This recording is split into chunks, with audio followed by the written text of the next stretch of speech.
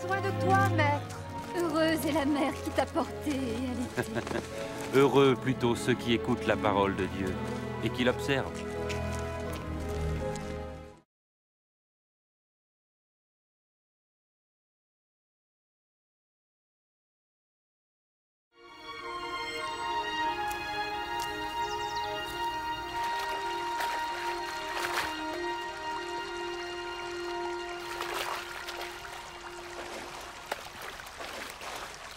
Apprends-nous à prier, comme Jean l'a appris à ses disciples. Quand vous priez, dites « Notre Père qui es aux cieux, que ton nom soit sanctifié, que ton règne vienne, que ta volonté soit faite sur la terre comme au ciel. Donne-nous chaque jour notre pain quotidien. Pardonne-nous nos offenses, comme nous pardonnons aussi à ceux qui nous ont offensés. Protège-nous contre la tentation et délivre-nous du mal. »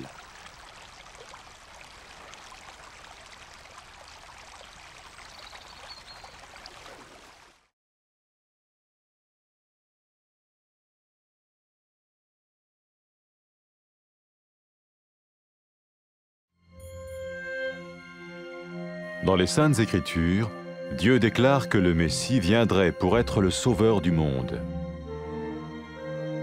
La vie de Jésus prouve qu'il est bien celui dont les prophètes avaient parlé. Ésaïe a prophétisé que la Vierge deviendrait enceinte et qu'elle enfanterait un fils. Des siècles plus tard, la naissance de Jésus accomplissait cette prophétie.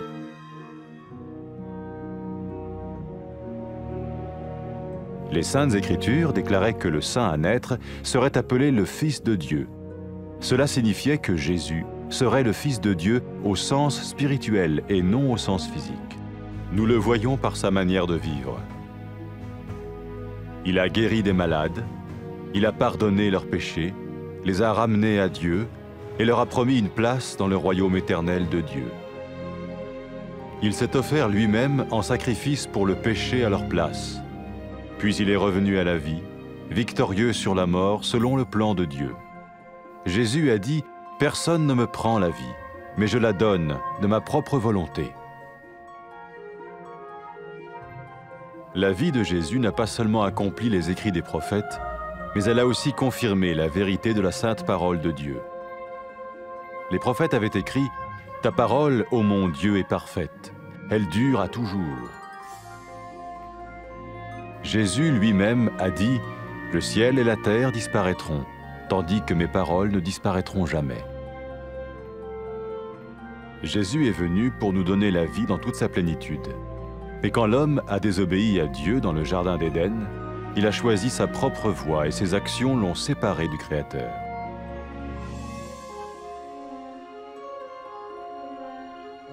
Les Saintes Écritures déclarent que tous ont péché et que le salaire que paye le péché, c'est la mort. Il s'agit de la mort spirituelle, éternelle séparation d'avec Dieu. Mais tout comme Dieu a donné un bélier pour qu'il meure à la place du fils d'Abraham, ainsi il a envoyé Jésus, le Messie, mourir à notre place. Sa vie, sa mort et sa résurrection restaurent la relation entre Dieu et tous ceux qui mettent leur confiance en lui. Maintenant, non seulement Jésus pardonne les péchés de ceux qui le suivent, mais il les sauve aussi du jugement éternel de Dieu. Ils sont sûrs d'aller au paradis et de vivre avec lui pour toujours. C'est cette vie et cette liberté de la culpabilité et du pouvoir du péché que Jésus offre à chacun aujourd'hui. Cela ne veut pas dire suivre une religion, mais choisir d'avoir foi en Jésus qui dit « Je me tiens à la porte et je frappe. Si quelqu'un entend ma voix et ouvre la porte, j'entrerai chez lui. » Cela veut dire se tourner vers Dieu et croire que Jésus vient dans nos vies pardonner nos péchés et nous rendre tels qu'il veut que nous soyons. Il ne suffit pas d'approuver intellectuellement ce qu'il dit, ni de vivre une expérience émotionnelle. Nous le recevons par grâce, au moyen de la foi, par un acte de notre volonté. Lorsque quelqu'un est prêt à suivre Jésus le Messie, il peut lui parler par une simple prière.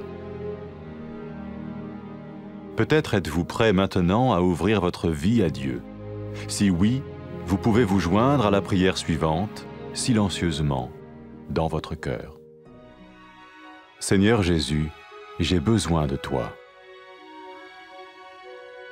Merci d'être mort sur la croix pour mes péchés.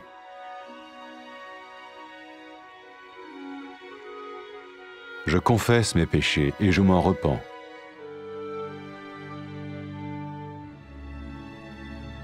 Je t'ouvre la porte de ma vie et je te reçois comme mon Sauveur et Seigneur.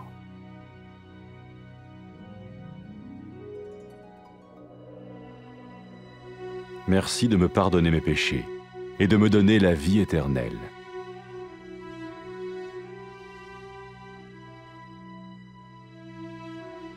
Fais de moi le genre de personne que tu veux que je sois. Maintenant que je deviens l'un de ceux qui te suivent. Amen.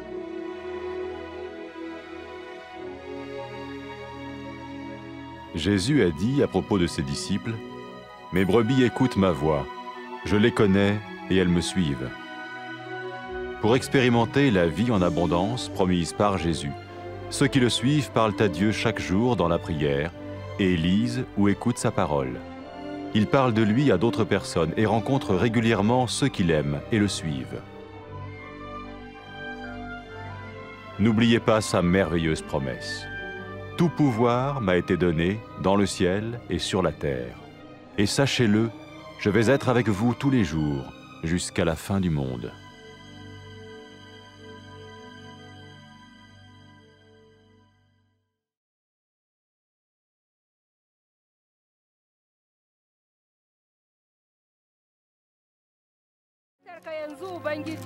Mai murna ce mahaifiyarka da ka sha mamanta. Albarka ta tabbata ga masu jin maganar Allah, suna kiyayewa.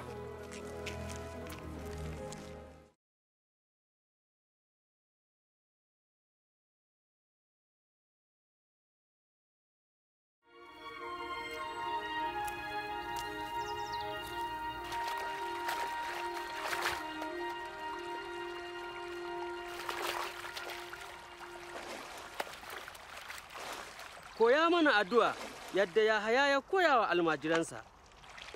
Idan kuna addu'a ku ce, Ya Uba da ke cikin sama, a tsarkake sunanka, mulkinka ya zo, mulkinka ya tabbata a sama da ƙasa, ka ba mu abincin yini, ka gafarta mana laifofinmu gama muna gafarta wa duk wanda yake mana laifi, kada ka kai mu wurin jaraba, amma ka cece mu daga mugu.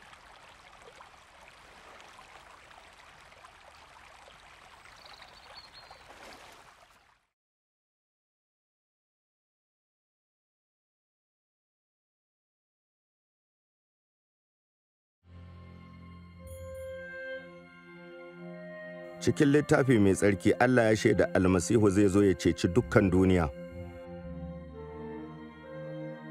Rayuwar Yesu ta shaida lallai shine annabawa suka yi zancen zuwansa. Annabi Ishaya ya ce, wata budurwa za ta yi ciki ta haifi ɗa.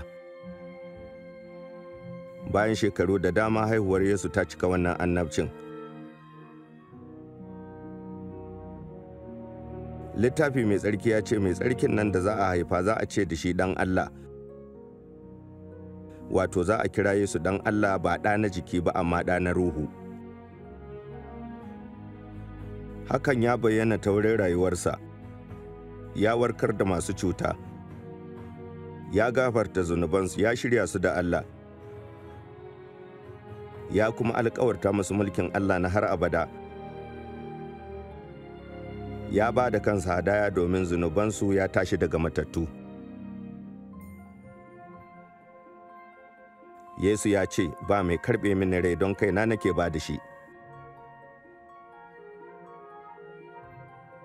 Rayuwar Yesu ta cika annabcin annabawa ta kuma ƙarfafa gaskiyar maganar Allah. Annabawa sun shaida cewa maganar abar dogara ce kuma tabbatacciya ce ya Ubangiji. Yesu ya ce, sama da ƙasa za su shuɗe amma magana ta ba za ta shuɗe ba.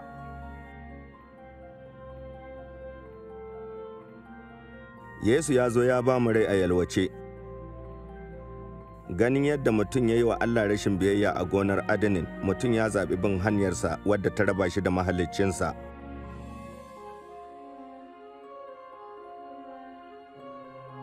Littafi mai tsarki ya ce, ‘yan Adam duka sun yi zunubi, sakamakon zunubi ko mutuwa ne, wato mutuwa ta ruhu kenan.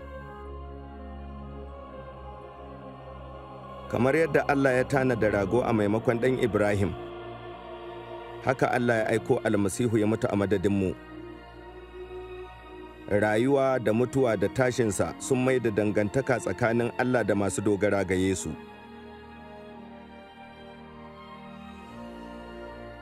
Yanzu masu bin Yesu ba gafarta zunubansu kadai aka yi ba, amma an cece su daga hukunci, an tabbatar musu da shiga aljanna.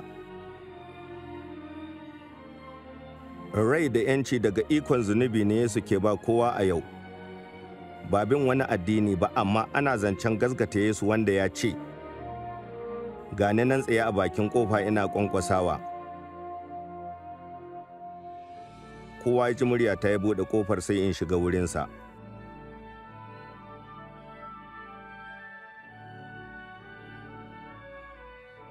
Ana nufin mu juyo ga Allah, mu dogara ga Yesu ya shigo zukatanmu, ya gafarta mana, ya maishe mu karɓaɓɓu gare shi, ba abin marmari ko tunaninsa a zuciya kaɗai ba.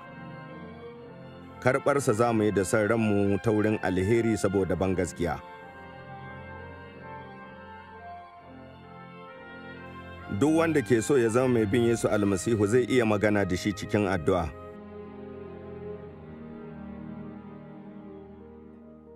Mai yiwuwa kana shirye ka buɗe ƙofar zuciyarka, za ka iya yin wannan addu'ar a cikin zuciyarka. Ya Yesu, ina buƙatar ka. Na gode da mutuwar da ka yi don zunubaina.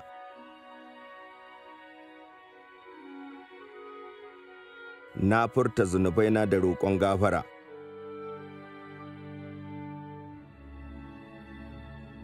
Na buɗe zuciyata, na karɓe ka zama mai cetona da Ubangijina.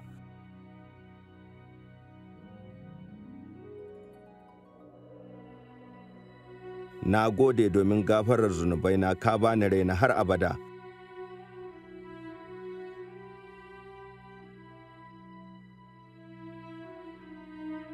Ka maishe ni irin mutumin da kake so.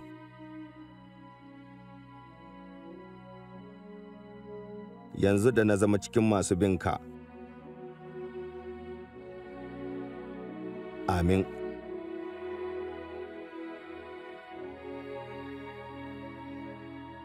Yesu ya yi magana kan masu binsa da cewa, tumakina sun san muryata, na san su suna bina. In masu bin Yesu suna so su samu rai da ya alkawarta, dole ne su yi addu'a, suna karatu da sauraron maganar Allah kullum, su yi ta zumunci da juna, suna shaida shi ga wasu.